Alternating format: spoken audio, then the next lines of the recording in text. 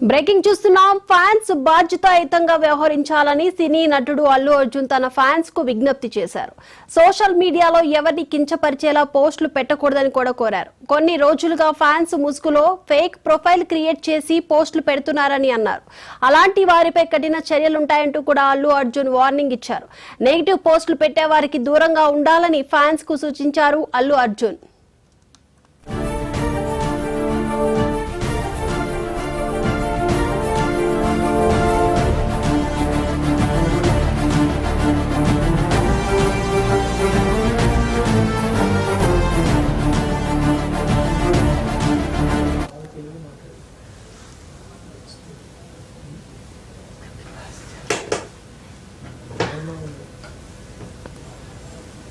Fans బాధ్యతాయుతంగా వ్యవహరించాలంటూ కూడా సినీ నటుడు అల్లు అర్జున్ తన ఫ్యాన్స్ కి ఎక్స్ వేదికగా కూడా విజ్ఞప్తి చేశారు. ఈ అంశానికి సంబంధించి మరిన్ని అప్డేట్స్ అందించడానికి మా ఫిలిం ఎడిటర్ ఓం ప్రకాష్ గారు సిద్ధంగా ఉన్నారు.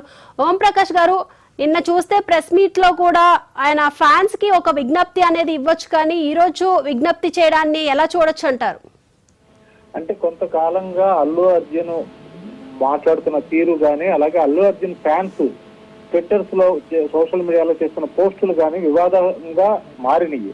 ఎందుకంటే కొన్ని వర్గాలను రెచ్చగొట్టే విధంగా, కొందరిని కించపరిచే విధంగా అల్లు అర్జున్ ఫ్యాన్స్ పేరుతో కొన్ని పోస్టులు అయితే విపరీతంగా హల్చల్ చేసినాయి.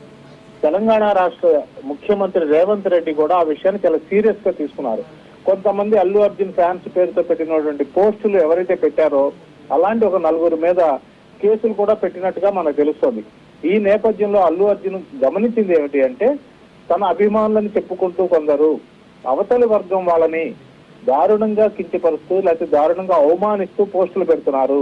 తద్వారా నిజమైన ఫ్యాన్స్ కూడా ఇదేదో మనం ఇలా చేస్తే బాగుంటుందేమో అనేటువంటి ఒక భ్రమకు లోనయ్యే ఆస్కారం ఉంటుంది. కాబట్టి ఆయన అన్నది ఏంటంటే, నిజంగా నా అభిమానులు అనేవాళ్ళు చాలా బాధ్యతతో ఉండండి, ఎవరిని వ్యక్తిగతంగా కించపరచొద్దు, ఎవరిని దూషించే విధంగా సోషల్ మీడియాలో పోస్టులు పెట్టద్దు, ఒకవేళ అలా ఎవరైనా పెడుతుంటే వాళ్ళని మీరు నివారించండి, లేదా వాళ్ళకి దూరంగా ఉండండి అనేటువంటి ఒక మాట అయితే చెప్పారు.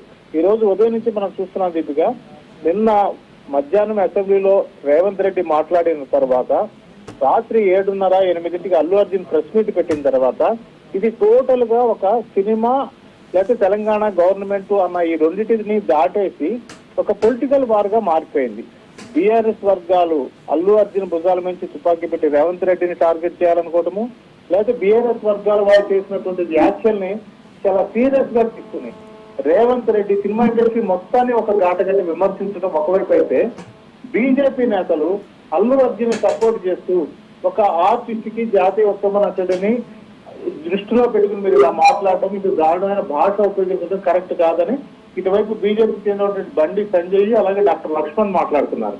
ఇంకో పక్క సిపిఐ నేత నారాయణ, ఆయన మాత్రం ఒక చాలా వాల్యుబుల్ మాట మాట్లాడారు.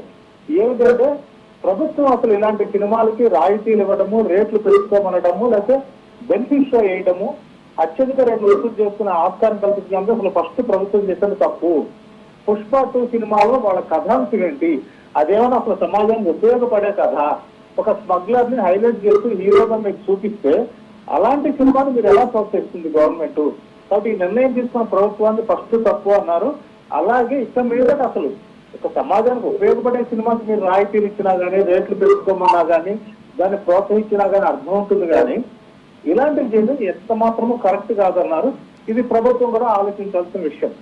ఇదే సందర్భంలో సిబిఐకి చెందినటువంటి రామకృష్ణ గారు కూడా అన్నది ఏమిటంటే, ఇక మీద బెనిఫిట్ షోస్ కి పర్మిషన్ ఇవ్వాలన్నారు, రేట్లు పెంచుకోవడానికి ఒప్పుకోనన్నారు.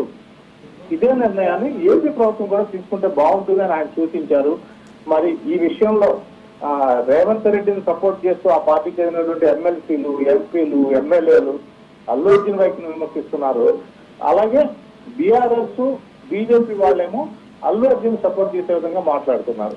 ఈ రెండు ఇలా ఉంటే ఈ రోజు పోలీసు శాఖ కూడా, ఎందుకంటే నిన్న అల్లు అర్జున్ పెట్టిన ప్రెస్ మీట్ లో ఆయన ప్రధానంగా చెప్పింది, పోలీసులు ఎవరూ నా దగ్గరకు వచ్చి సమాచారం ఇవ్వలేదు అని స్పష్టంగా చెప్పిన తర్వాత ఈ రోజు పోలీసు అధికారులు సైతం మీడియా ముందుకు వచ్చారు. డీజీపీ జితేందర్ గారు మాట్లాడారు. ఆయన కొంత సొంతంగా మాట్లాడారు, ఏంటి మేము ఎవరికి అగెనిస్ట్ కాము, అలాగే ఎంత పెద్ద సారైనా కానీ సమాజాన్ని గౌరవించాలి, వ్యక్తులను గౌరవించాలి, ఈ వ్యవస్థను గౌరవించాలి. అది జరగని పక్షంలో మేము ఖచ్చితంగా చర్యలు తీసుకుంటామని ఆయన చెప్తే, ఏసీపీ విష్ణుమూర్తి మాత్రం సేమ్ రేవంత్ రెడ్డి ఎలాంటి భాషనైతే ఉపయోగించారో అదే తరహా భాషలో చాలా దారుణమైనటువంటి పదప్రయోగాలు చేస్తూ ఒక రకంగా అల్లు అర్జున్ కి at the same time stars కి జూబ్లీ హిల్స్, బంజారా హిల్స్ లో ఉండేటువంటి బడా బాబులు కూడా ఆయన హెచ్చరిక అయితే చేశారు. దీని మీద మిగిలిన వాళ్ళు ఎలా స్పందిస్తారన్నది చూడాల్సి ఉంటుంది. దీనికి సో మొత్తానికి అంటే ఏసీపీ ఏదైతే అల్లు అర్జున్ ని ఒక చిన్న వార్నింగ్ లాగే ఇచ్చినట్లే ఇచ్చి చాలా పెద్దగా వార్నింగ్ ఇచ్చారు సినీ ఇండస్ట్రీకి, అలాగే అల్లు అర్జున్ కూడా. ఆ తర్వాతే నెక్స్ట్ ఒక 15 minutes లోనే ఇలా అల్లు అర్జున్ ట్వీట్ చేయడాన్ని, అది ఫ్యాన్స్ ను ఉద్దేశించి ట్వీట్ చేయడం అనేది మనము ఒక రకంగా చూసుకుంటే అటు పోలీస్ డిపార్ట్మెంట్ కి కౌంటర్ ఇవ్వలేక ఇటు ఫ్యాన్స్ కి ఇచ్చారు అని మనం అనుకోవచ్చు అంటారా? ఖచ్చితంగా ఉంటుంది. ఎందుకంటే ఈ మొత్తం వ్యవహారంలో సహజంగా ఇలాంటి పరిస్థితులు జరిగినప్పుడు సఫర్ అయ్యేది ఎవరు అంటే, ఇప్పుడు మనం చూసాం, మనం ఈ మొత్తం వ్యవహారంలో నిర్మాతలు లాభపడ్డారు, హీరోలు లాభపడ్డారు, డిస్ట్రిబ్యూటర్స్ లాభపడ్డారు, వీళ్ళందరికీ లాభాలు వచ్చినాయి. కానీ నష్టపోయింది ఒక కుటుంబం నష్టపోయింది. వాళ్ళ తల్లిని కోల్పోయారు, లేదా భార్యను కోల్పోయారు, ఒక కొడుకు సాగుబతుకుల్లో మధ్య ఉన్నటువంటి పరిస్థితి ఆ కుటుంబానికి.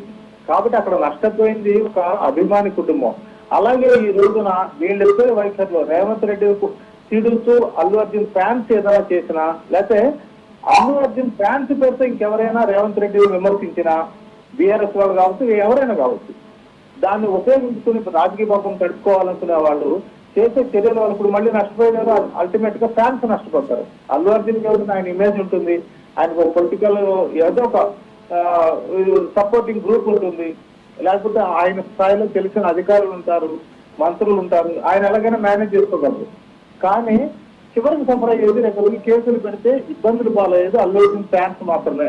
అందులో అమాయకులు ఉంటారు, క్షణికావేశంలో ప్రభుత్వాన్ని లేకపోతే సీఎంను పెట్టాలనుకుని క్షణికావేశంలో పోస్టులు పెట్టాల్సిన వాళ్ళు రేపు వచ్చిన కేసులు వచ్చి ఇబ్బంది పడితే మళ్ళీ అది అల్లు అర్జున్ తిట్టుకుంటుంది ఫైనల్ గా.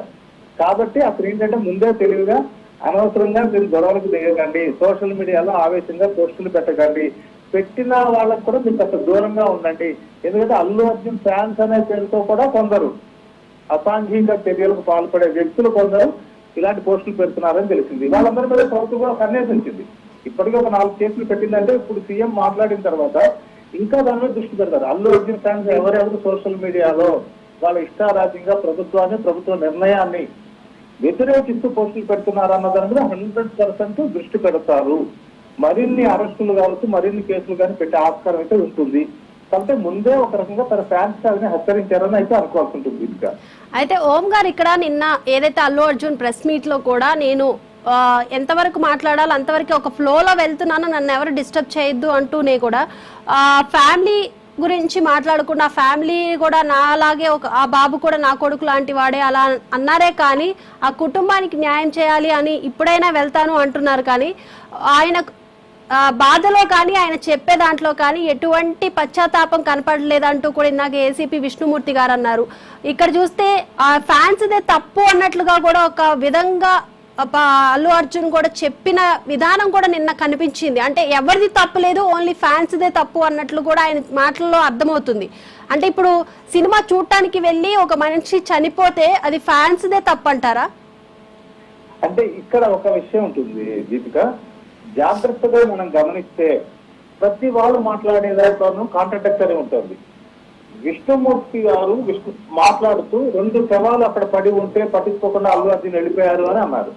నిజానికి అక్కడ శవాలు పడి ఉన్నాయా? వాళ్ళని ఇమీడియట్ గా హాస్పిటల్ తీసుకెళ్లారు కదా. అల్లు అర్జున్ సినిమా థియేటర్ నుంచి బయటకు వచ్చేసరికి అక్కడ శవాలు లేవు కదా, మహిళా శవం లేదు కదా. అలాగే మేము అల్లు అర్జున్ కి ఇన్ఫర్మేషన్ ఇచ్చాము అని చెప్పట్లా, ఇవ్వకుండా ఉండరు, ఇచ్చే ఉంటారు అని చెప్తున్నారు. తప్పితే నిన్న సీఎం రేవంత్ రెడ్డి కూడా నాకున్న సమాచారం ప్రకారం అల్లు అర్జున్ కి చెప్పారని తెలుస్తోంది అంటున్నారు.